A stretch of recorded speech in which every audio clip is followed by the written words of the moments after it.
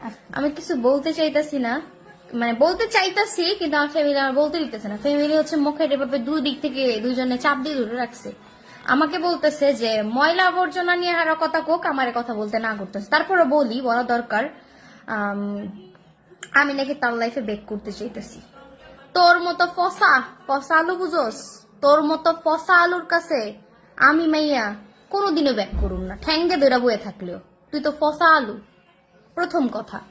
আর দ্বিতীয় কথা হচ্ছে যে আমি যদি তোর লাইফে ব্যাক করি, তোরে তো মাইরা অজ্ঞান বানাইছে।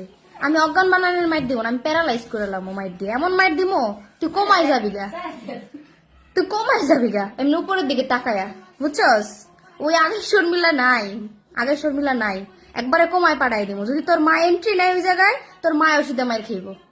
তো একটা কথা বলে দি আপারে আপা, লুচ্চা লম্পট ভালো হয় না।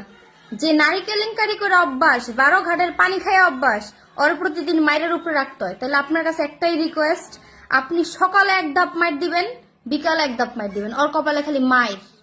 পরে হচ্ছে আমাকে থ্রেড দেয়, আমার নাকি ধ্বংস করে দিবে।